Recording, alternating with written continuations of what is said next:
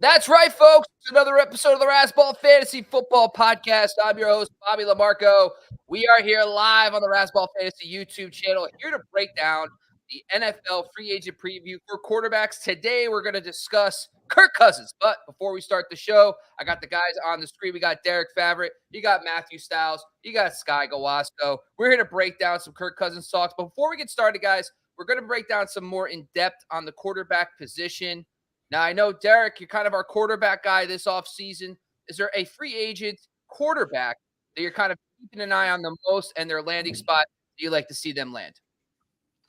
Yeah, so we are going to talk about Kirk Cousins. He is pretty much the consensus top free agent quarterback out there. So we'll leave that talk for a minute. But and he's not technically a free agent, but Russell Wilson. I mean, we know his days in Denver are numbered. There's been some chatter that he may go back. I don't think anyone in their right mind sees that. So where he goes will be interesting because I think there's a number of teams who are really in a good spot to bring in Russell and win. Win now. So that'll be one that I'll be interested to keep an eye on. Matthew Stiles, I know you had some excitement hearing about the Justin Fields trade rumors to Pittsburgh today. Is there another situation you're kind of keeping an eye on, my friend? So let me say this. Brett Favre, 8 seasons, 30 touchdowns or more. Aaron Rodgers, 8 seasons, 30 touchdowns or more. Jordan Love's been the starter 1 year, 1 season, 30 touchdowns or more. 17 seasons, the last 3 Green Bay Packers quarterbacks have put up 30 or more touchdowns. Do you know what team in the NFL has never done it? I'm going to have a feeling. I have a feeling. Now, it's going to be the Chicago Bears. Chicago Bears. So they can either admit that they have always had bad folks in the front office that don't know quarterback talent, or they can give Justin Fields the opportunity with Marvin Harrison Jr., DJ Moore, and Cole Kmet, and a decent running game, and they can allow the guy to throw the football. Or they can say, well, we screwed that up. We're going to go select Caleb Williams, pass on the generational talent of Marvin Harrison, and screw it up again. So even like Derek said, not really a free agent, but he's all over the news about should we stay or should we go? Sky, go ahead and name the band. Should I stay or should I go? Should we stay? Should I stay or should I go now? Ramones. A Clash. Over to you. All right. Well, no. Before we move on to that, it's good. That's a good one because I do agree that like the Bears there was a joke 2 years ago, like before they got DJ Moore. I mean, really, you're trotting out Cole Kmet and Darnell Mooney got hurt halfway through the year, and he was throwing to like Equanimeous St. Brown was his like guy, and it's like, come on, like how do you expect a young quarterback to really perform in those circumstances? And then to flip it all out, he's been dealing with multiple coaching changes over the last few seasons as well. And then, but if I'm the Bears, I don't think you're competing for a playoff spot, making a deep playoff run with Justin Fields in 2024. Just reset the rookie quarterback money. Go get Caleb Williams. Go get trade assets from Justin Fields. Like, there's no point. I mean, I don't, and I also feel like too, like if you can acquire, there's talks about Deontay Johnson being involved in that trade. Could you imagine if you get Deontay Johnson and DJ Moore for Caleb Williams? I would do that in a heartbeat because now you're surrounding him with the talent. We'll see if Shane Waldron's the guy for that, to really maximize that talent. But I like that call. What about you, Scott? What are you thinking? Outside of Kirk Cousins, there's not a flashy name in free agency. The only couple of quarterbacks that are tried and true on a couple of week basis over the last couple of years in fantasy football, Jameis Winston, of course, is kind of YOLO ball. That's fun. Some of that Jay Cutler D-gaff toss. But also, Jacoby Brissett's fine. Gardner Minshew's fine. I think, honestly, Sam Darnold would be fine getting a fresh start somewhere else after playing with Shanahan, but I just don't think the Niners are going to let him go. They saw what happened 2 years ago when Purdy did get hurt versus the Eagles. They didn't have a final solution there, and they don't have other backups. So I don't think Sammy D hits the market, but Mitchie Tribbs is out there as well. There's a lot of just kind of like meh picks, QB5s in your drafts and stuff like that. So I'm not really excited about anybody other than trade candidates or Kirk Cousins. Yeah, I think the only guy that has kind of shown a little bit is Gardner Minshew, where, he did play well enough. The Colts were a competitive team this season with him. he is like the ideal, like kind of fringe starter, can get you to win games. I feel like if you have a top 10 running game, top 10 defense, Gardner Minshew could probably get you to the playoffs. So I don't think there's any team out there right now that's like one chip away. A Gardner Minshew away is not what I'm saying here, but I do think he's someone that if he's a good stopgap, especially for teams that can't get a top 3 pick to get one of those elite quarterbacks. So I'd be interested to see where he lands as well. Let's jump into Kirk Cousins talks, folks. That's why we're really here. Now, typically when you see these big name quarterbacks hit free agency, you immediately think they're getting re-signed. Like he's coming back. But the ACL tear and a lot of the Vikings kind of chatter seems like they really do want to upgrade the spot. Derek, your quick thoughts about this situation. Is Kirk Cousins comes back, or do you think he's moving on somewhere else? Yeah, I really hope he does. And, one thing that I wrote about him today in my free agent quarterback article. It dropped this morning, so go to Razzball NFL to take a look at that if you want. But the one thing I pointed out, and I think people are forgetting, in week 8 when he went down with his season-ending injury, he was ranked the 6th best fantasy quarterback at that point in the season, the 6th best.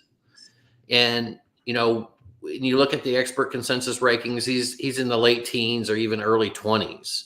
And I don't know, maybe part of that is because of the uncertainty where he's going to be. But I think we're just forgetting that Kirk Cousins is probably the only quarterback on the market, free agent, rookie, or even tradable, that could propel a team to either a deep playoff run or even the Super Bowl. He's the only one. And so he either goes back to the Vikings or – the scenario that I really see would fit really well with him was going to Atlanta. They've got some quarterbacks there, but they're really a quarterback away from dominating that division and even making a pretty deep playoff run. I mean, can you imagine Kirk Cousins throwing to Kyle Pitts and Drake London? I mean, he knows how to use those assets. So I don't know if the Falcons are going to be, really pushing the envelope to get a Kirk Cousins and pay that money. But, if they are, if Arthur Blanks opens his wallet to do that, then I would be really excited for the Falcons next year. So if he doesn't go back to the Vikings, I'm hoping to see the scenario that he goes to Atlanta. The interesting thing about the current draft order, right? The 3 teams at the top technically are probably going to take quarterbacks, right? Bears, the Washington Commanders, and then also New England Patriots. But that does leave, is the QB 4, 5, and 6, because there's a lot of chatter about Bo Nix, JJ McCarthy. You also are talking about Penix is right his name from Washington. Those are, so it does seem like there are other pretty good, even the Desmond Rattler was it the kid from Oklahoma? Spencer Rattler.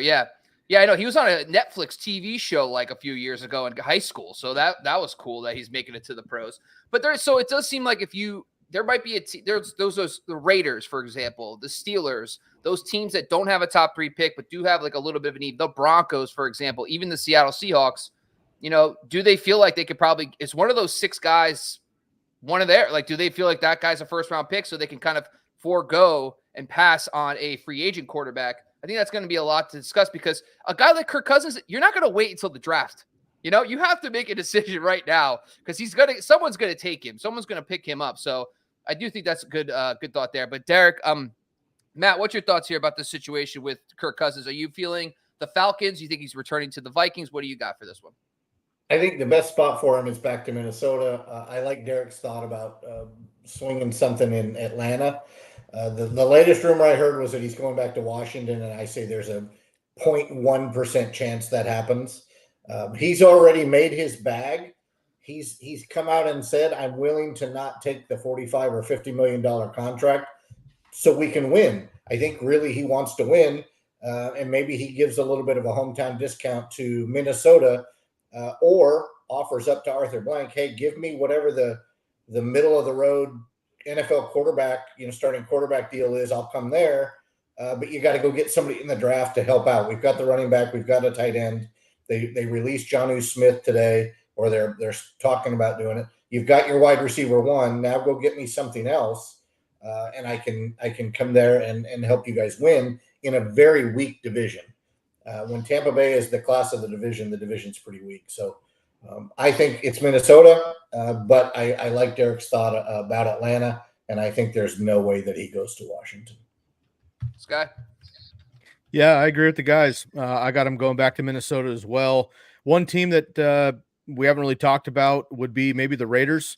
Jimmy obviously gets popped for some weird performance enhancers, whatever. But Aiden O'Connell's fun. I don't think he's the answer. And, they don't have many weapons there, but, Mark Davis is going to have to do something because they don't really have a window, but it's just another team that I think could use the opportunity with the Devontae Adams, right? You have the top all-pro opportunity over there with Devontae Adams, who's not on the Jets, by the way.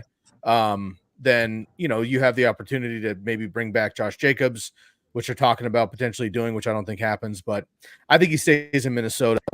We only care about fantasy football. Obviously, everyone else in the league cares about NFL stats. For NFL purposes and fantasy football, Kirk Cousins and the Vikings were absolutely elite for the first 2 months of the season. And oh, by the way, they were winning games. So for fantasy purposes, Derek mentioned it. He's QB6 up into his injury in week 9. Justin Jefferson played 4 of those games. He had his own injury before Kirk Cousins went down. He played 4 games. He was the wide receiver 1 by a long shot when he was there in PPR. Jordan Addison, as a rookie, was the wide receiver 6 after Jefferson got hurt. He was a wide receiver 11 over those 8 games total. And TJ Hawkinson, let's not forget about him, was the tight end 2 behind only Travis Kelce through week 8 as well. Bob, some bad news out of Minnesota. Greg Joseph, a lowly kicker, 26 during that time. So you're not going to want Kirk Cousins' kicker. I'll tell you that right now. But otherwise, when you're coming back from an Achilles injury, he doesn't have as much time as Rodgers does, but I think he's going to have a good opportunity. He's already throwing in videos and all that, kind of showing the league that he's healthy enough to get going. There was talks about Rodgers coming back later in the season if the Jets were in it. So, advancements have gone pretty well the last handful of years. So I think he comes back to Minnesota, but I could absolutely see him going to one of these other top of the draft needy teams where they can maybe, sell it off or sell off that pick or something. But Atlanta would be the most fun, I think. But I think Denver or Pittsburgh would be nice landing spots as well. I don't want to see him with the Raiders, New England, or Washington.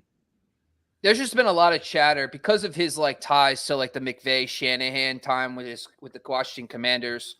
That there's been talk about the 49ers wanting him at one point before Brock Purdy emerged, and I think that's probably the most likely alternative. I do think everything I'm hearing, he's going back to Minnesota. The question is how quickly he recovers from his ACL injury, and then on top of that, what's the deal with Justin Jefferson? There's been a lot of rumors about Jefferson wanting to get paid. I think he, of course, should get paid, and I think that might have to factor into Kirk Cousins, because if Kirk Cousins takes a discount, it's got to be to pay Justin Jefferson.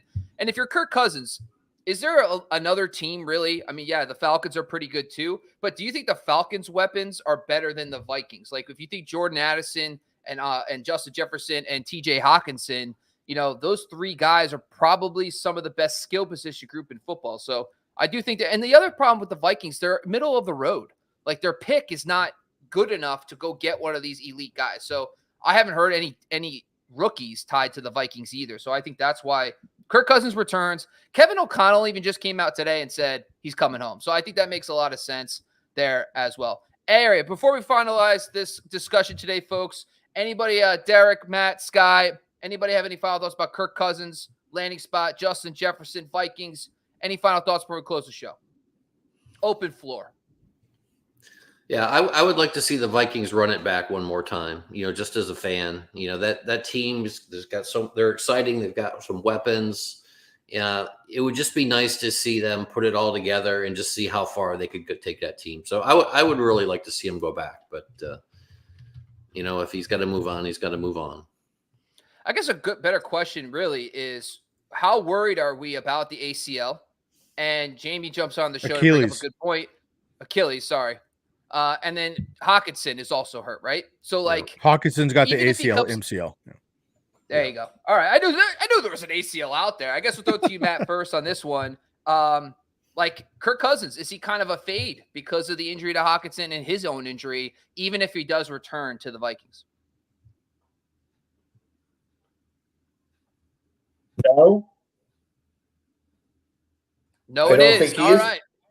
I don't think he's a fade. I think that he's better at 80% than some of these guys that we brought up at the beginning. And I will go out on a real thick limb right now and say that if Cousins comes back to Minnesota, you've got the most formidable division in football. The NFC Absolutely. North. Absolutely. And honestly, I think like, it's fun to kind of shit on the Bears. And I'm okay with that. But with a couple of quick tweaks, they're not as bad as the other last place teams in a lot of these divisions. You know what I mean? So obviously the Packers showed up last year. The Vikings could bounce back in a big way, and the Lions are, one of the top 2 teams in the NFC as of last year. So they could really have an opportunity. Jamie brings up a good question here. What do we think about Hawkinson? How long is he going to miss? A lot of these injuries are still ambiguous right now. We don't have a lot of information. He did have a successful surgery. All is good. He's rehabbing. ACL is a little bit better than the Achilles, especially for skill position players. So I don't love that he had an ACL and MCL, but for a tight end position, it might limit his big play ability this year getting healthy, but if he's healthy, he should at least be the possession guy. So I would say he probably misses at least the first 4 to 6 weeks, probably starts the year on the pup. But after that, he comes back in the second half. So TJ Hawkins is absolutely somebody I'm looking forward to drafting in redraft leagues in like the 14th round or something and just stashing him on my IR for a while because I'm going to want him when he comes back, even if he's 75%. Okay. Yeah, I would say the only thing is like the fallout from all this is like guys like Jordan Addison could really be an asset next year behind Justin Jefferson, especially if Hawkinson gets off to a slow start. And like, listen, Cousins at least is not a mobile quarterback anyway, right? So he at least, because of the injury, he's a pocket guy. Maybe it won't impact him too much. All right, that's all we got today, folks. This was the NFL free agent preview for Kirk Cousins. Make sure you subscribe to the Razzball Fantasy YouTube channel. Jump over to IGA, TikTok, and of course, make sure you jump over to Razzball.com and check out all the things you need to win your fantasy league. I'd like to thank all my co-hosts today. You got Derek Favret, Matthew Stiles, Sky Gawasco, and myself at Bobby Lamarco. Thank you for joining us once again. We are